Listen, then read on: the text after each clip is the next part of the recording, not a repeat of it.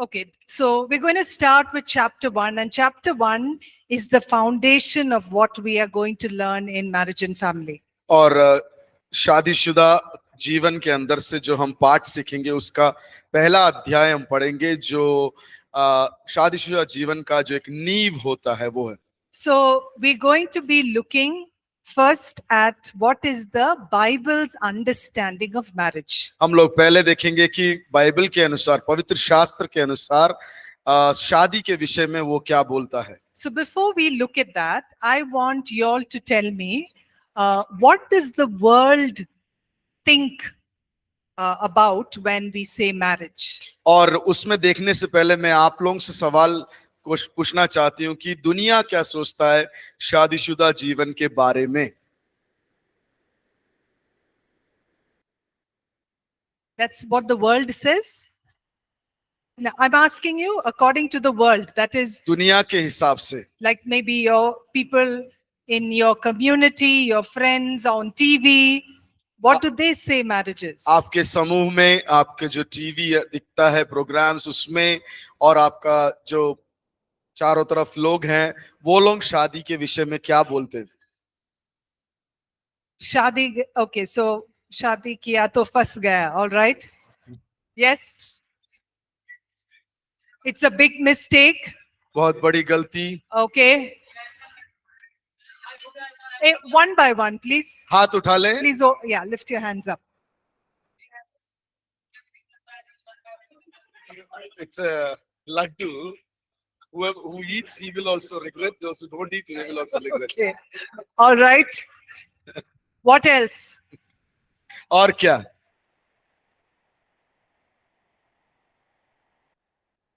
Okay, for the parents, if there is someone you get married for the parents. That's what you're saying, है ना? हाँ, okay. माता पिता जोर लगा रहे इसलिए शादी कर लेते हैं. To keep my generation going. To keep the generation going. Very good. What else? वंश को आगे बढ़ाने. Social status. Social status. Okay. समूह का जो स्थान है उसको दिखाने के लिए. Yes.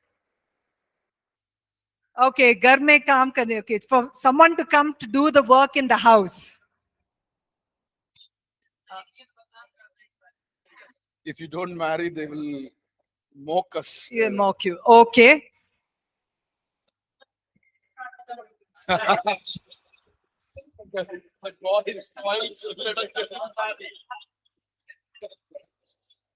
Okay.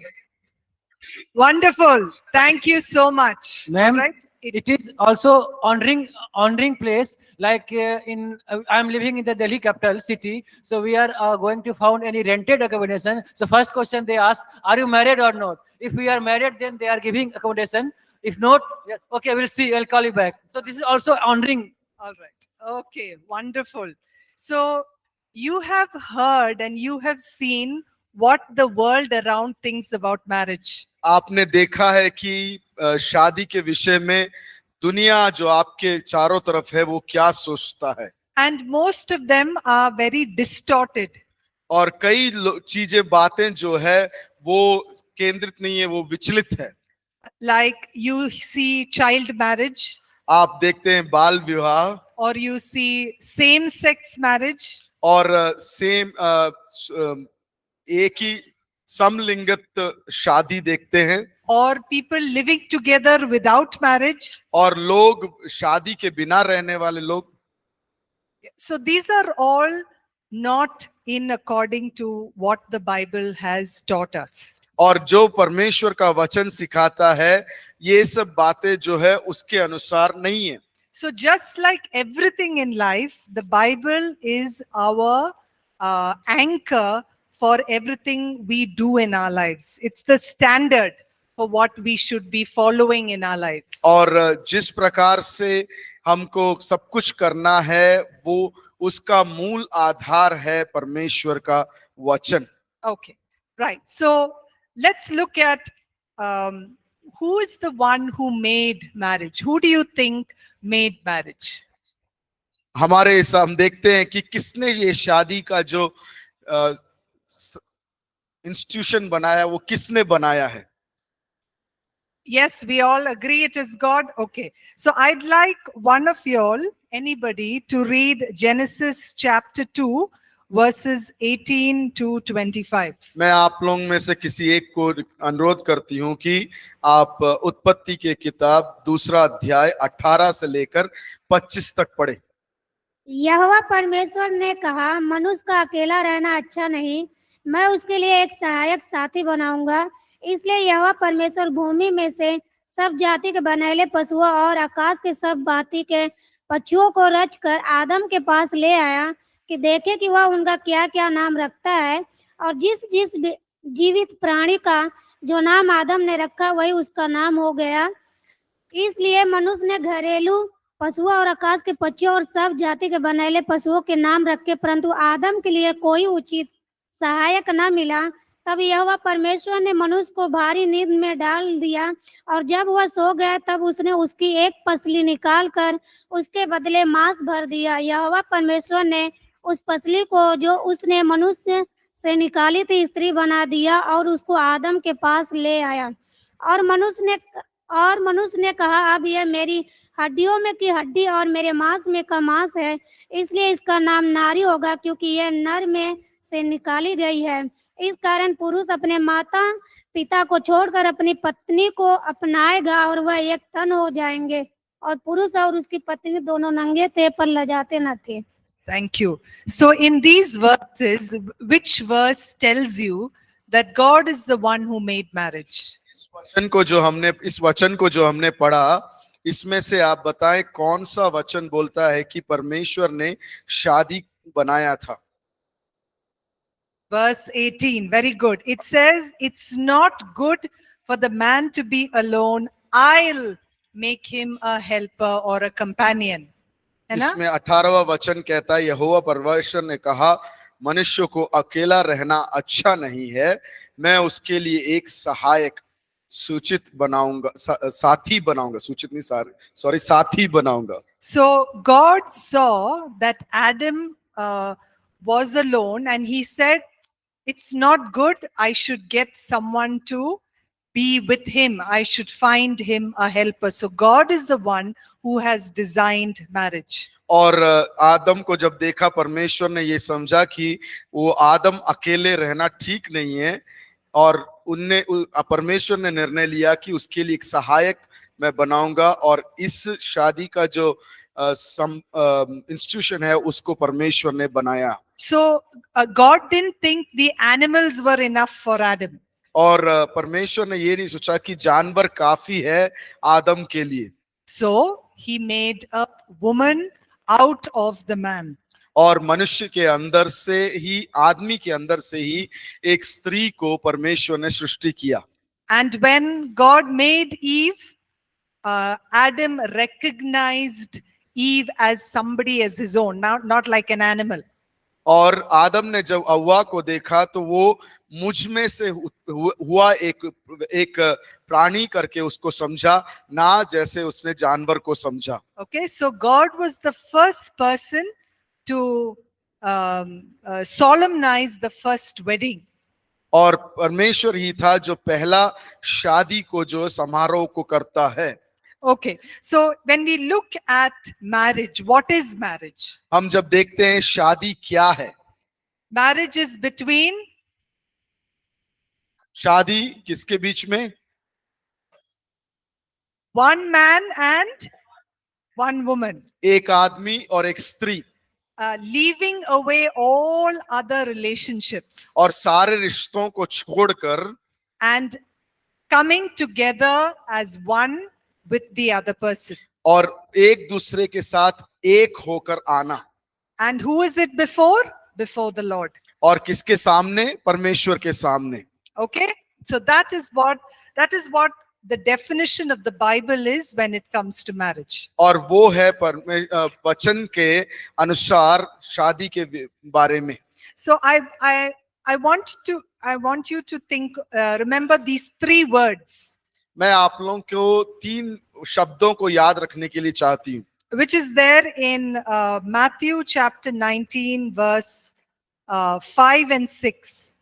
मत्ती रचित सुसमाचार 19 का 5 और 6 में है वो, where it says to leave, to Yeah. cleave, and to join together. जहां पर लिखा हुआ है छोड़ें, संग रहें And to join और together. एक से एक दूसरे के साथ जुड़ जाएं। Okay, 19 verse 6. 19 का मत्ती रचित सुसमाचार 19 का 6। So when we say to leave, who are we supposed to leave? और जब हम बोलते हैं छोड़ें तो किसको छोड़ना है? Papa, mama, माता पिता, all other relationships, not just the ones with your parents, but all other relationships. ना सिर्फ अपने माता पिता लेकिन सारे और अन्य संबंधों को। And second is to join together. दूसरा है जुड़ने का। Think of it like this. You take two paper and you gum it together, glue it together.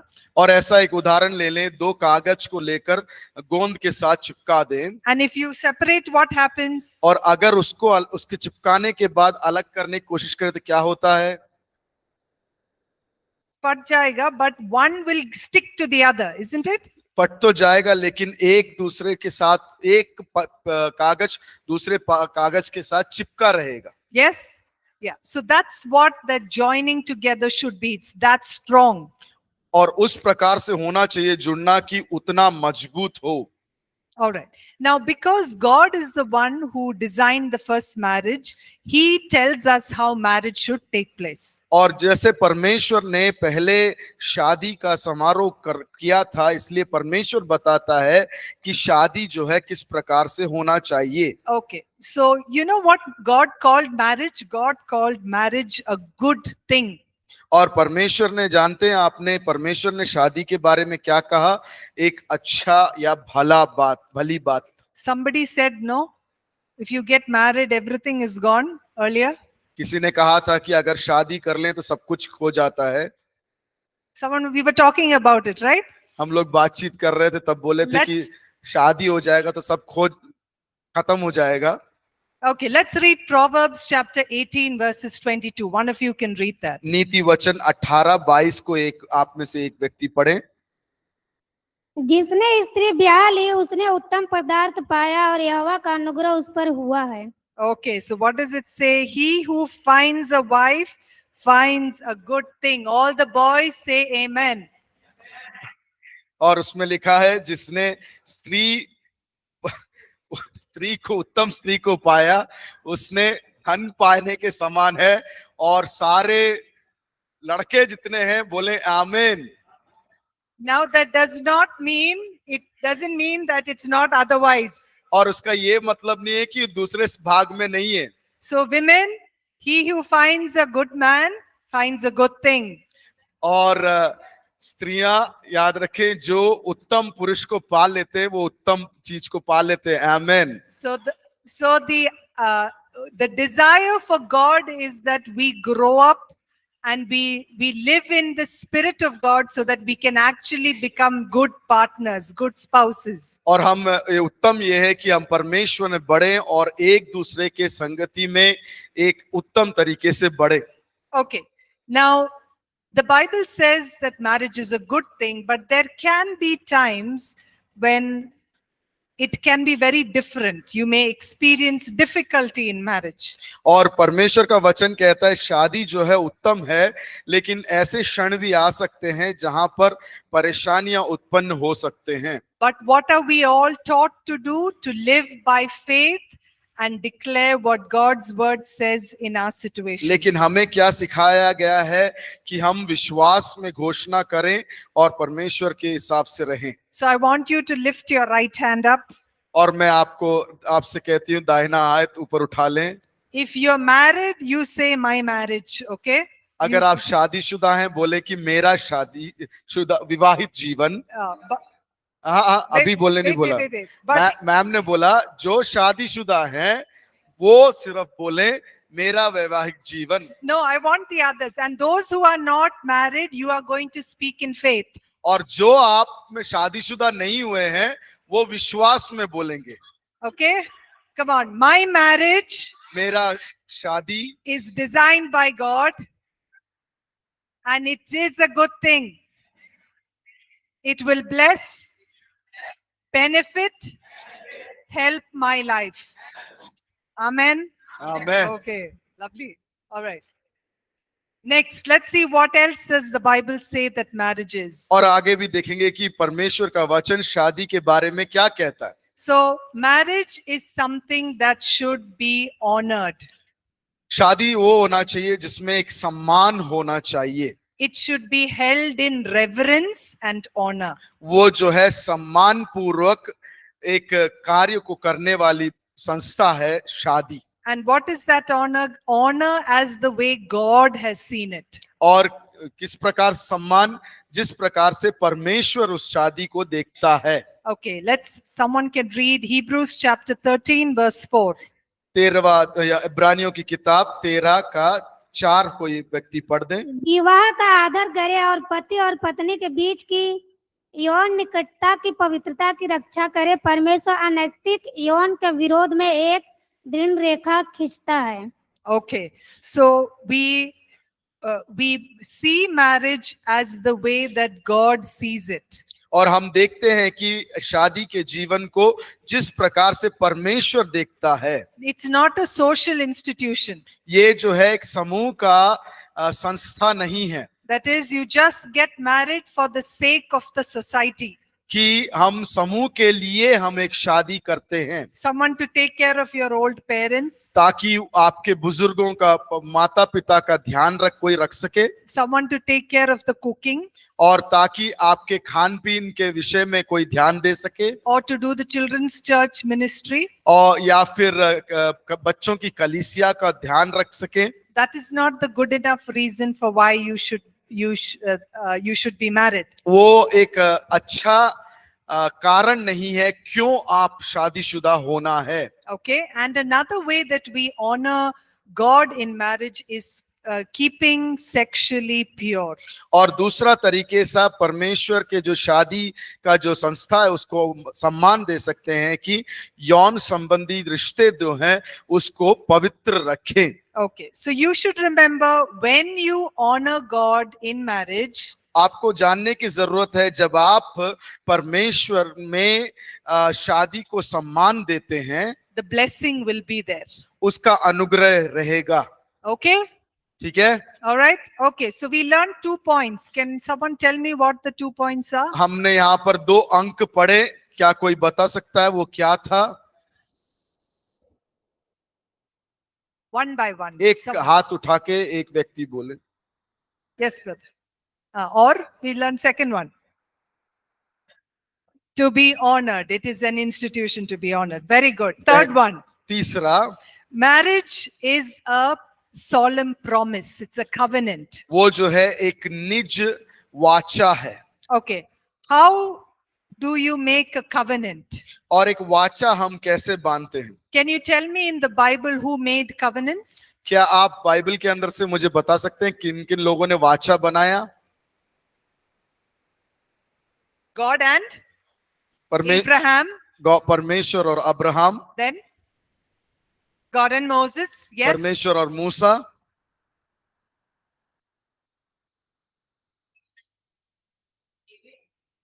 David. Yes, David. And one more person.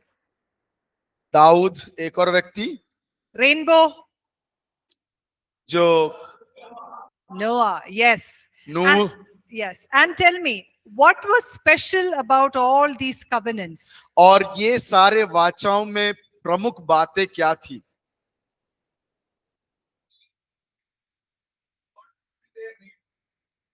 God fulfilled his part of the covenant. परमेश्वर ने अपने उस वाचा के भाग को पूरा किया। Okay, so in marriage, who are you making a covenant before?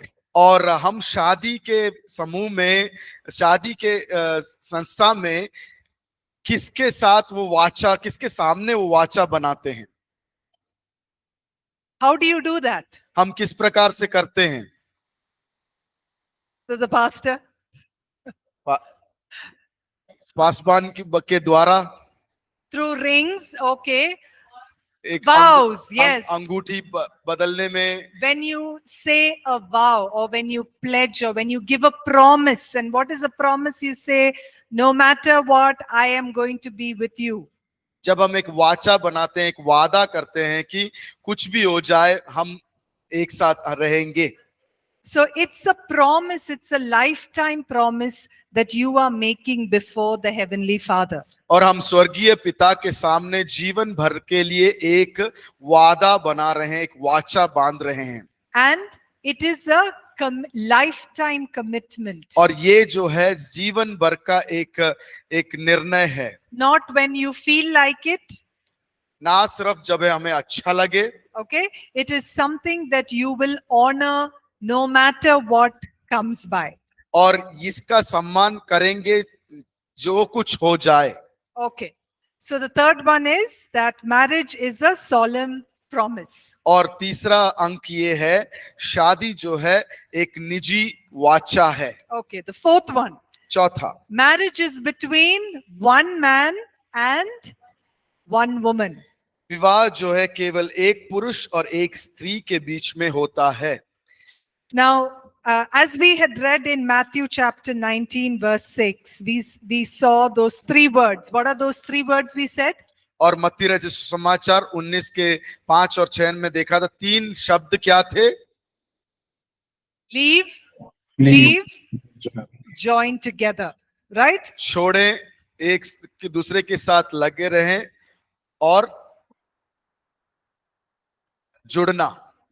Okay. So when we leave, we are called to leave every earthly relationship. और जब हमें छोड़ने के लिए कहा जाता है, इस संसार के सारे रिश्तों को छोड़ने के लिए कहा जाता है। So the first responsibility for us is to become independent from our parents. और पहला जिम्मेदारी हमारा ये होता है कि हम जो है अपने में हो जाएं और अपने माता पिता के जिम्मेदारी से, नहीं तो आश्रय से हट जाएं। Now, many people ask me this. Does that mean that I should not take care of my parents? कई लोग मुझसे ऐसा पूछते हैं कि क्या उसका ये मतलब है कि मैं अपने माता पिता का ध्यान न दूं? What do you think? आप लोग क्या सोचते हैं?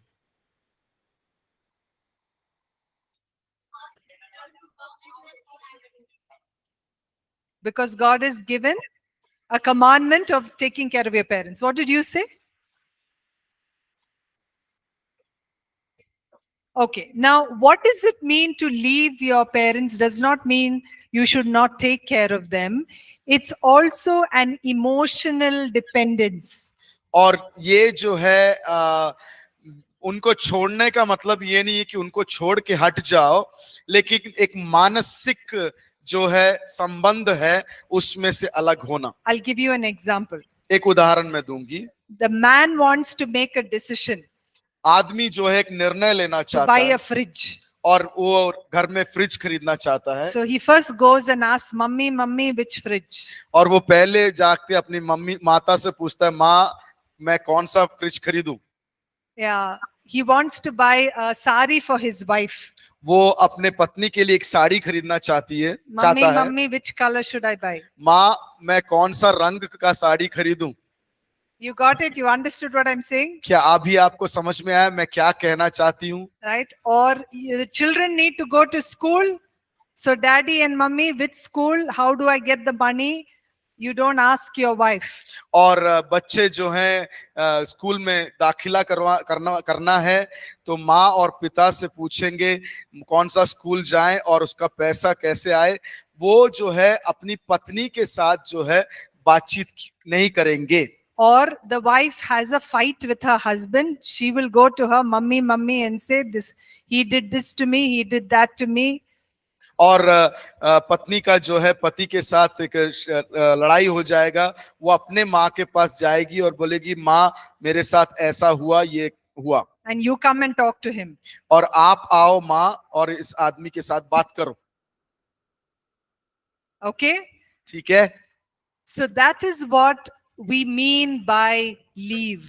उसका वो है मतलब छोड़ना। So you come together to resolve every problem, every struggle in life. और हम आप लोग एक साथ इसलिए आते हैं कि सारे परेशानियों, सारे कठिनाई को एक साथ मिलकर उसका सुलह निकालें। So marriage can only hold two people. और शादी जो है सिर्फ दो लोगों को उसको जोड़ कर रख सकता है। If more than two people come inside, it becomes crowded. और अगर दो से ज्यादा लोग उसको शादी के संस्था में घुस जाते हैं तो वो जो है बहुत कठिन हो जाएगा और बहुत सारे लोग उसमें आ जाएंगे And it will cause trouble. और वो जो है परेशानी लेकर आएगा। Okay, so the circle of marriage has only space for the husband and the wife, not even for the children. और ये जो शादी का जो दायरा है उसमें सिर्फ पति और पत्नी का स्थान है, बच्चों का भी उसमें स्थान नहीं है। Okay, ठीक है, any questions? अब तक के लिए जो सीखा उसमें कोई सवाल Or too scary to ask questions? या फिर बहुत डरावना लगता है इस विषय के ऊपर कोई सवाल उठाना? Please feel free to ask questions. This is a place where you can ask. Okay? और ये एक जगह है जहां पर आप सवाल पूछ सकते हो, तो आप सवाल जरूर पूछे ताकि समझ सको। Another thing about marriage being between one man and one woman is about what we see of same-sex marriages in the world today. और एक पुरुष और एक स्त्री के बीच में जो शादी का है उसके में हम ये भी देखते हैं कि स्वयं समलिंग में जो शादी जो होता है। Okay, so what does God's word teach us? परमेश्वर का वचन क्या सिखाता है? That homosexuality is sin and it is not in accordance to God and his will and plan for man. समलिंगित जो शादी है या विवाह है वो परमेश्वर के वचन के अनुसार नहीं है, वो परमेश्वर के खिलाफ है। We should remember that God loves people, but he hates the sin of homosexuality. और हम जानना जरूरी है कि परमेश्वर हमसे मनुष्य से प्रेम करता है, लेकिन समलिंगित शादी जो है, विवाह जो है, परमेश्वर उससे नफरत करता है। Okay, ठीक है, everyone awake? सब लोग जागे हुए हैं? Okay. All right. Next one, that marriage is a union of two. और अगला अंक जो है, शादी जो है दो लोगों का संगम है। So what does this becoming one flesh mean? और यहाँ पर जो वचन में देखा, एक शरीर हो जाना, नहीं तो एक देह हो जाना, उसका मतलब क्या है? It is to become united together as if you are one person. उसका मतलब ये है जिस प्रकार से एक मन के एकजुट हो जाना, उसका मतलब वो है एकजुट हो जाना। It's almost like there may be two people, but both are like that one, like a single person. और दो लोग होते हैं जरूर, लेकिन उस समान हो जाते हैं जैसे वहां पर एक ही व्यक्ति हो। And we have a comparison in the Bible when it comes to marriage. What is that comparison? और यहाँ पर परमेश्वर के वचन में विवाह के बारे में एक तुलना दिया गया है, और वो तुलना क्या है?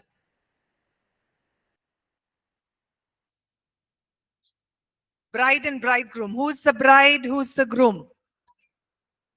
Yes, the church and Christ. दुल्हा दुल्हन कौन है? कलीसिया और हम।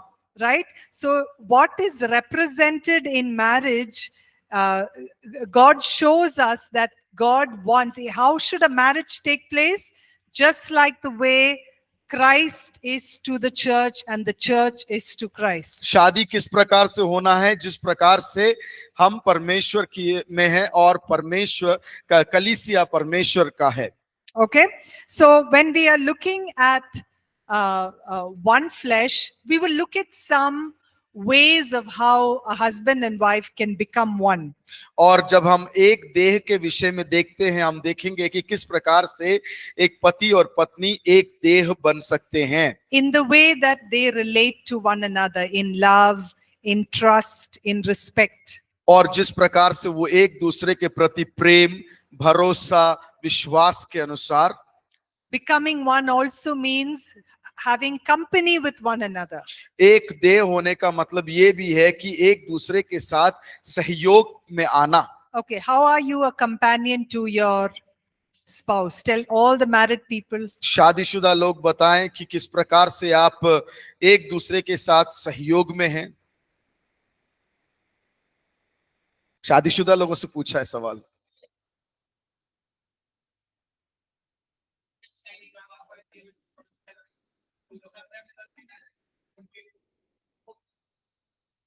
Very good, very good. बहुत Did you अच्छा। hear what he said? क्या आप लोगों ने सुना उनने कहा क्या कहा? सुनील ने क्या कहा? क्योंकि आप लोग बातचीत में थे। Exactly. शादीशुदा जो नहीं थे वो लोग आपस में चर्चा में लगे हुए थे कि हम कैसे Say कंपेनियन it बनेंगे। once again. एक और बार बोल दीजिए माइक में, Uh, हिंदी में। जब हम लोग बाहर में जो भी व्यक्तिगत या व्यावसायिक कार्य करते हैं तो उन कार्यों को अपनी धर्म पत्नी के साथ साझा करते हैं, जिससे हम जो भी कार्य करते हैं वो उससे अवगत रहे और हम जिस कार्य में आगे बढ़ रहे हैं तो उसमें प्रोत्साहन मिले उससे, और किस चीज में गलतियां कर रहे हैं तो उससे एक सुझाव मिले कि हम उस चीज को सुधार सके। Very good. बहुत अच्छा। Okay. All right. So next one, when you are in agreement to one another. एक दूसरे से जब हम समझौते में आ जाते हैं। So what does agreement mean? समझौते का मतलब क्या है? समझौते का मतलब क्या है? Just like unity. So sometimes you may have different ideas from your spouse. और कभी कभी जो है आपके संग जो है उनसे विभिन्न विचार धारणाएं होंगे। Is it okay to have different ideas क्या अलग विचार धारणाएं होना ठीक है? and different opinions? Is it okay? और अलग सोच होना ठीक है? Sometimes it's work. Other times? So what do you do? कभी कभी वो सही हो जाता है, कभी कभी नहीं होता, तो उस समय आप क्या करेंगे? What did he say? Leave them in their way. Leave them in their way. Okay, so that is what is agreement, where even when you have ideas that are different, you can come together and find a way that will help both of you. और समझौते का मतलब ये है कि जब आप दोनों में बीच में दो तरीके का अभिप्राय हो, तभी भी आप दोनों जो है एक साथ आकर उसमें से एक उचित रीति का एक तरीका निकाल लें। And for that you need to have good communication. इस कारण में के लिए आपके बीच में जो है अच्छा विचार धारणाएं होना चाहिए, Good understanding. एक दूसरे में अच्छा समझ होना चाहिए। You need to know that they may be very different from you. आपको समझने की जरूरत है कि वो हमसे व्यत्यस्त हैं। So I'll give you an example. एक उदाहरण दूंगी। When I first got married, मैं जब शादीशुदा हुई थी,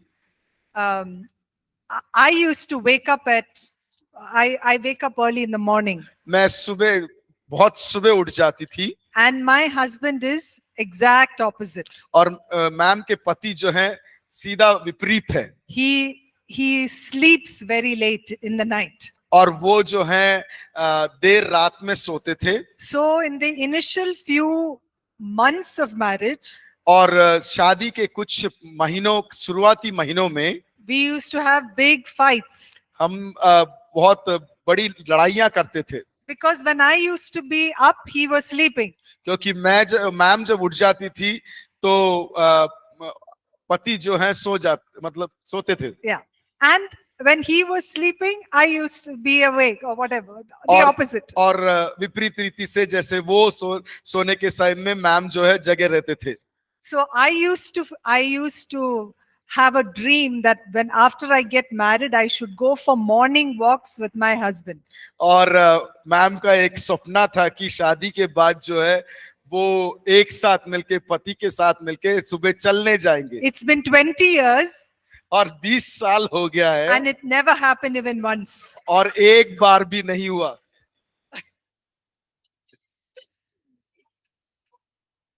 So we had to find something else that will work. और हमें कुछ ऐसे तरीकों को ढूंढ लेना है जो काम में आ सकता है, But it was never with a walk. लेकिन वो चलने के बारे में नहीं हुआ। But we tried doing something else that where we could spend time together. और कुछ कार्य करना शुरू किया जहां पर एक साथ समय व्यतीत कर सके। Suppose I said, no, we only go for morning walks in the morning, and I kept it that way, I would still be fighting after 20 years. और अगर मैंने उसको नहीं, मुझे सुबह ही चलने जाना है करके अभी भी रखा होता, तो 20 साल आज भी उसी विषय पर लड़ाई होता। So agreement is arriving at something that will help both of us together. और समझौता वो है जो एक स्थान पर आना जो दोनों के लिए भलाई हो सके। Okay, another part of being one is to be close and to be intimate.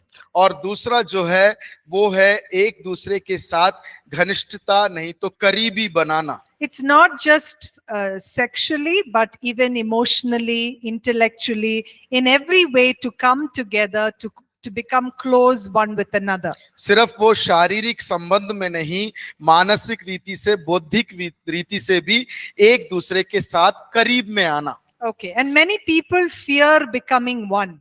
कई लोग जो हैं एक होने से बहुत डरते हैं। They say, I will lose myself. Everything of mine will just go.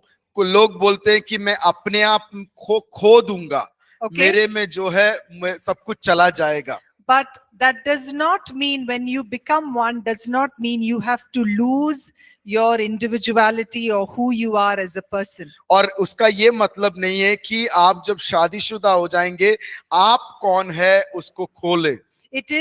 It's coming together to perfectly understand and complement one another. वो एक दूसरे के साथ इसलिए आते हैं ताकि एक दूसरे को समझ सके और एक दूसरे को प्रोत्साहित कर सके। Okay, but if you keep focusing on, I must get everything the way that I want, if you focus like that on that individuality, अगर एक इस विषय पर हम लक्ष्य कर लेते हैं या केंद्र बना लेते हैं कि जो मुझे चाहिए वो मुझे मिलना है, it will destroy this companionship. और ये जो एक साथ का जीवन है उसको खत्म कर देगा। I've seen many. I'm a counselor. मैं I forgot the counselor. परामर्श देने वाली व्यक्ति हूँ। And I see many couples for counseling. और मैं कई जोड़ों को परामर्श देने के समय पे देखती हूँ। And one of the biggest problems in couples are, और सबसे जो बड़ी परेशानी है एक जोड़े के अंदर, my money, your money. मेरा पैसा तुम्हारा पैसा। Yes, that also. मेरे पापा तुम्हारे पापा। So my money, your money is, if I have earned this much, I will use all this for myself. What you earn, you use for yours and your parents. And then there is that huge divide.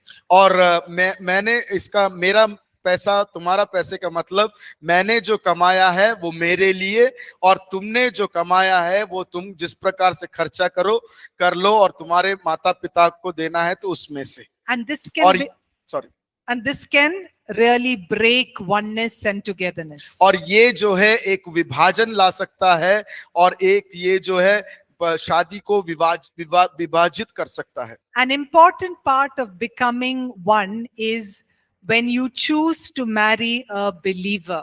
और बहुत ही महत्वपूर्ण बात जब शादी के विषय में आता है, जब आप एक विश्वासी को चुनते हो शादी करने के लिए। I'd like one of you to read 2 Corinthians chapter 6 verse 14.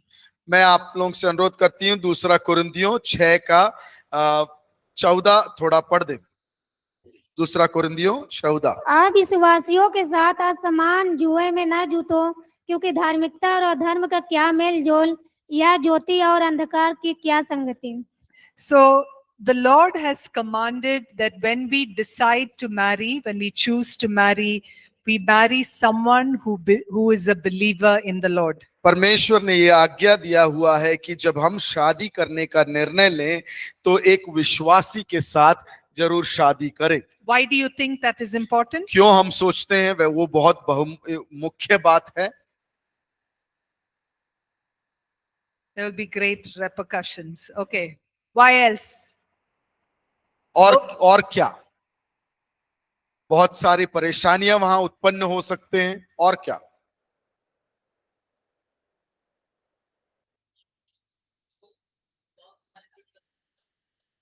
बहुत सारी दिक्कत, is that what? Yes. Exactly. Right. So the Lord loves you enough to give you someone who believes in him. और परमेश्वर आपसे प्रेम करता है, वो जो है उस व्यक्ति को दे सकता है जो आपसे प्रेम करे। Okay. The Lord loves you enough to give you somebody who loves him.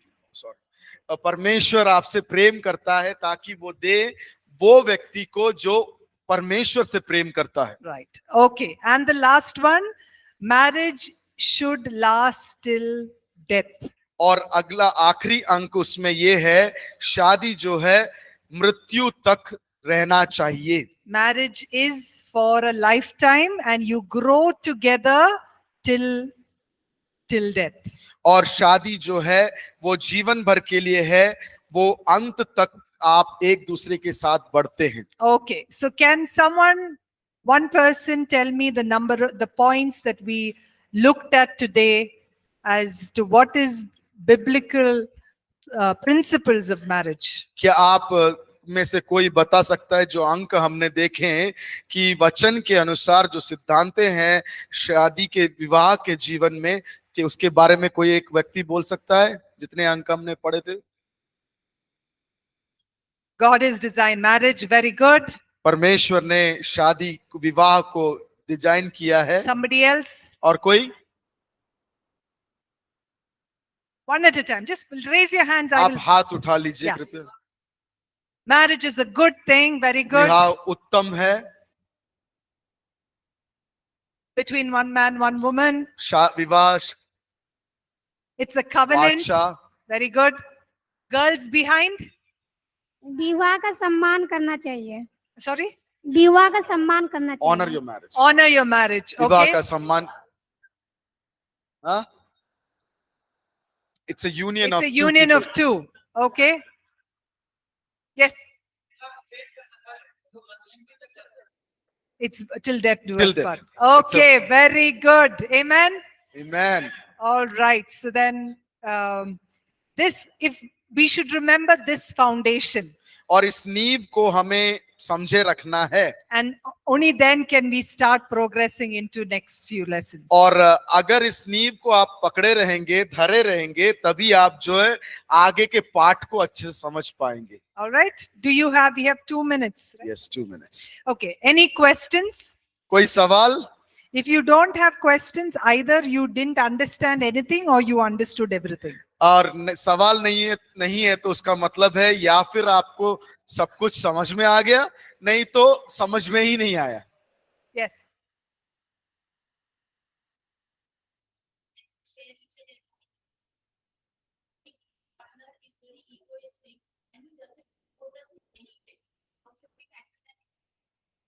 Okay. So when you're talking about, we will look at this in roles of marriage also in chapter 4. हम पाठ 4 में जो है उसके विषय में हम लोग जरूर देखेंगे। Because there is in marriage, God has designed a role for you as a wife as well as a role for the husband. और शादीशुदा जीवन में आपका एक भाग है और एक पति का और एक पत्नी का एक भाग परमेश्वर ने रखा है।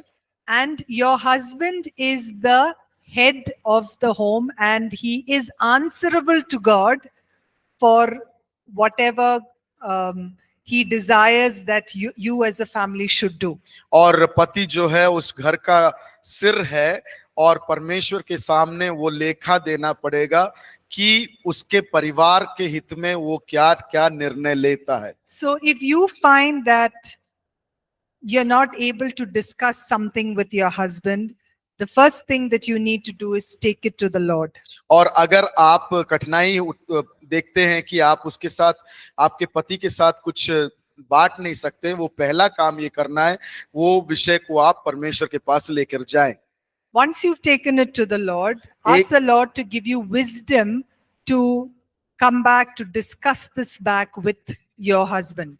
और एक बार जब आपने परमेश्वर के पास इस विषय को लेकर गए हैं, तो उसके बाद परमेश्वर से बुद्धि और ज्ञान मांगे ताकि आप उस पति के पास ये विषय को लेके जा सकें। And if you need to, take the help, support of spiritual mentors to probably bring about this discussion together as a family. और आप उसके साथ साथ क्या कर सकते हैं, आत्मिक जो सहायक होते हैं उनसे आप सहायता पूछ सकते हैं ताकि आपके परिवार समेत बैठकर उसके विषय में चर्चा कर सकें। We will talk about more of this in chapter 4. चौथे पाठ में हम इसके बारे में और गहराई से पढ़ेंगे। All right, thank you. Let's have a 10-minute break. We'll get back. 3-5 को हम लोग वापस आ जाएंगे।